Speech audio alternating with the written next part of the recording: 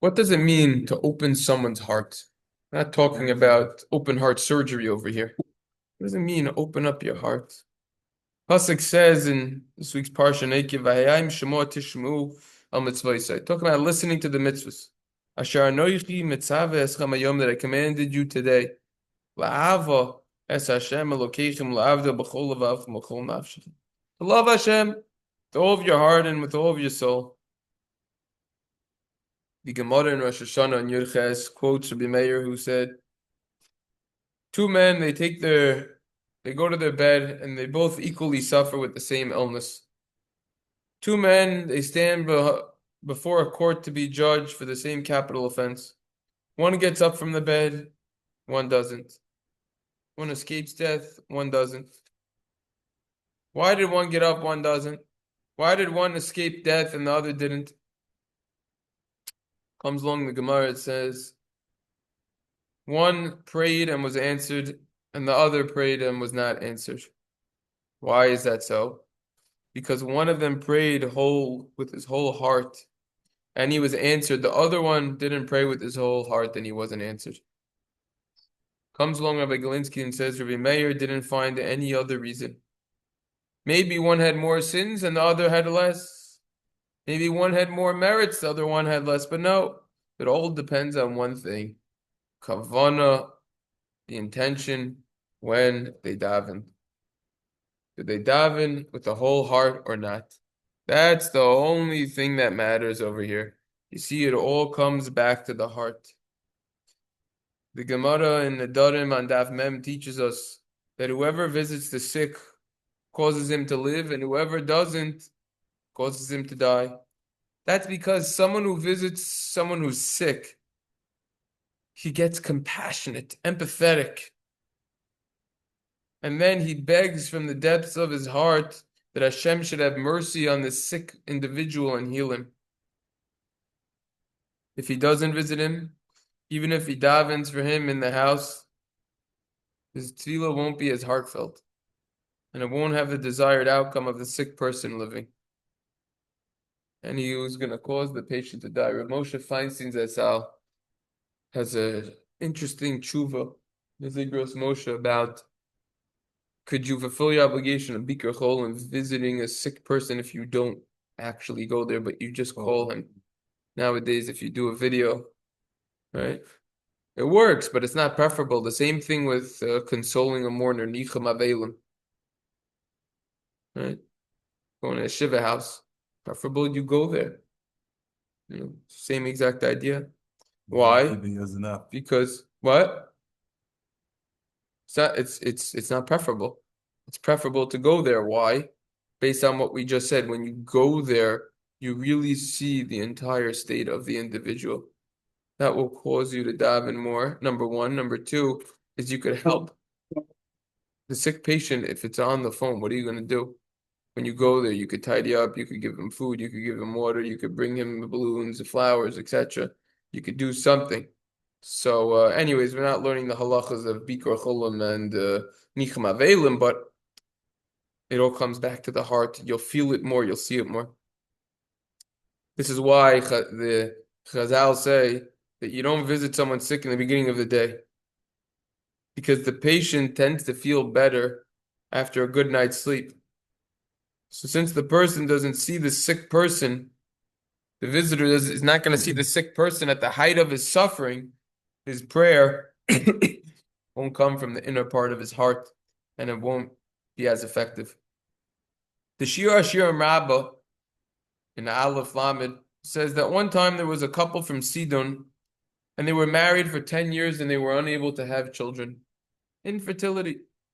They went to the famous Rabbi Shimon Bar Yochai, Rashbi, and they told him that they wanted to get divorced.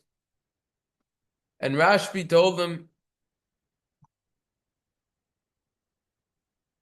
just as you celebrated your marriage with food and wine, so too you should also only separate with food and wine.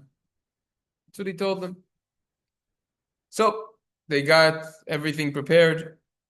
The Medrash doesn't say whether they rented a hall, hired a band, sent out invitations. And what would they have said? Ploiniu, ploinis nifrodim b'sha toivu matzlacha. So and so are separating b'sha toiva. Ubesimchosem noishiv lachem kigmulchem atov. And if you come to our simcha, we hope to come to your simcha. So it said an invitation. Who knows what the invitation said? In any case, they made a big feast, and the husband became intoxicated. And he said to his wife, choose anything you want from the house, and you could take it with you to your father's house. Perhaps there was something that she cherished and she wanted to take. A separation gift, matana present. He then passed out because he was so drunk. And when he laid there sleeping, she signaled to her maid to pick up his bed and carry him with him on it to her father's house. In the middle of the night, he was moving around in his sleep, and he woke up and the wine wore off. He said, where am I? His wife responded, in my father's house. What am I doing here? After all, he was about to divorce his wife and all of her in-laws as well. She said to him, didn't you tell me I could take something that I cherish to my father's house? There's nothing more than I cherish in this world than you. I choose you. That day, they both returned to Rabbi Shimon Bar Yochai to say that they wouldn't be getting a divorce. Rabbi Shimon Bar Yochai, he davened, he prayed, and they had a child within the year. The Medrash concludes with the Kal V'chomer. If a human being could tell another human being, one person could tell another person, there's nothing more than I cherish than you, and that could give them the merit of a child. How much more so when someone says to Hashem, Hashem, I choose you. When we think about it, it seems that Rabbi Shimon Bar Yochai, who brought their salvation with his prayers, that's what it seems like what happened. So the Chedushi Harim wrote to the Divrei Chaim regarding a woman who had an infertility issue. Was her husband allowed to divorce her against her will? After presenting his pilpul and all of the in-depth analysis on the topic, the Chedush Harim concluded actually there was no need for him to have written his tshuva at all. He didn't need to even discuss this point, because the Divrei Chaim had the power to bring about the birth of a child just like Rabbi Shimon Bar Yochai in the Medrash. But if that's so, why don't we just cut to the chase? No. Why did Rabbi Shimon Bar Yochai pray for them in the first place? Why did he make them go through this so-called simcha, this whole meal and everything with the wine and with the divorce? Why go through it? Rabbi Shimon Bar Yochai saw with his Ruach HaKodesh that they had no chance of having children. The decree was issued and no prayer, not even his, could have the power to rescind it. Only a cry of supplication to Hashem could have an effect. Yafa sa'aka la'adam bin koidim gizar din bin la'achar gizar din. A cry of supplication is good for man, whether it's before the decree was pronounced or afterwards. That's the Gemara Rosh Hashanah Yud Ches.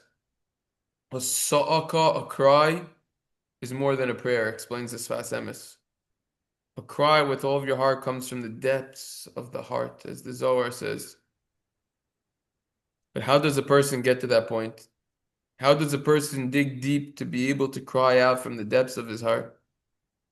That's why he had to make the celebration when they were going to get the divorce over there. It was so that she would come and say, there is nothing I cherish more than you. This declaration is so moving, it opens the heart. And the resulting... Right? That's why he instructed them to make the celebration over here. It was so that she would come and say, there's nothing more than I cherish than you. And that declaration is so moving, so emotional, so deep that it opens the heart, and that results in that prayer coming from a much deeper place, and it has a tremendous effect. If Rabbi Shimon Bar Yochai needed to find the means to open the heart so that it result in an effective prayer, how much more so do we have to? There's a lot we could add on this, a lot we could say. We could start with the opening Gemara in Tainus. It comments on this. What is the avodah shehu believe? The avodah in the heart of Yomer Zot Tefillah. Davening, when we connect to Hashem, we have to realize that when we daven Shemona Esrei, we are standing in front of Hashem. Only Lifnei HaMelech. The Gemara in Brachos on Lamed Beis Leiv. Same exact thing as Tainus, it said, right? The Gemara in Tainus said, your heart, davening is in your heart. The Gemara in Brachos says that there are a few things that need constant chizuk, constant encouragement. One of them is davening, because we could just so easily fall into the trap of being habitual, of when we daven, we come to shul, it's all rote. We're just so used to it, putting no meaning into it, nothing. The whole point of the davening is to put the meaning into it. Just today, I saw the guy, he was davening next to me, he was taking 3 steps, he was in the middle of Sim Shalom, at the end of his Shemona Esrei, when davening ended, the whole davening, Shir Shalom and everything. Now we had one of the pathway to prayer things, Look, that's a whole discussion. Is it considered learning while you daven? Nah, is the whole thing halachically permissible? Are you just reading commentary when you daven? The real davening, that's already a discussion. But the real davening, you gotta mean what you say, come to. Not just you get to the end of Shemona Esrei before the Hiratzon or in Shema Kolenu and you say, Hashem, give me that, give me this, give me this, give me that. That's not what it's about. Every single bracha, think about the bracha. Most of whatever we ask for is already in there anyways. If you think about it, everything's in there. You want more money, it's in there. Yeah. You want to ask for forgiveness, it's in there. Sachan, right? You want to go through your Now, brachas. You need medical issues, we find them. Been there, done that. You want peace in the world peace all over the place, Sim Shalom. I mean, those are all the hot topics that we're talking about over here. Now, you're supposed to Yeah. you're not supposed to, technically you're supposed to say what you're adding for you by the Yurotzon at the end, Yeah. right? Yeah, fifth long. But so when you're saying refrain, is it okay to think it? 100%. It's brought down, and we learned years ago in Hilchos Tefillah. Before you finish the bracha, we say the brachata. If it has to do with the bracha that you're doing, put it in that bracha. Think it? Yeah, if you think it, yeah. Yeah, you think it, you put it in that bracha. But the idea is to put some meaning in it, How about this idea? Before you even get to shul, when you're already in the car, or you get to shul, before you get there a few minutes early, just think about, what do I really need to ask Hashem for? What does the world need? Nowadays, what's going on in the world, all of the chaos, the turmoil, and all of the misinformation, and all of the suffering that's happening in the world, in all places of the world, mistreatment, everything that's happening over here, there's so much to pray for. There's so much to put meaning into it. And if we could do that, that would make all the difference. Anyways, so I think we learned from this over here. It's, Okay, question on the Maisa. Yeah. So in other words, the Maisa was obviously, she brought him back, and then there was this heartfelt.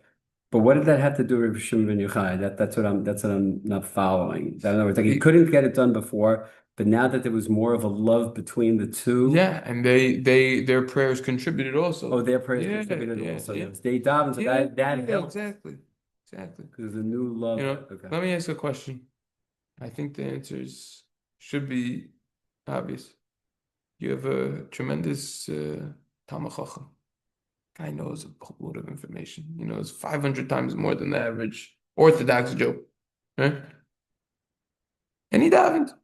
He goes to shul regularly. And then you have someone else who's truly suffering or knows someone who's really going through difficult times. And they really come into davening, they shed tears, and they mean what they're saying. In the eyes of Hashem, who's more important? The tefillah. Very good. Right? Right? The guy's just coming in and he, dead log mode, no emotion, puts nothing into it, just davening to check the box off. No? I'm saying that's what it comes to. Right? Saying you could have all the proper halachas that you're fulfilling and everything. Put aside halacha for a minute. It has to come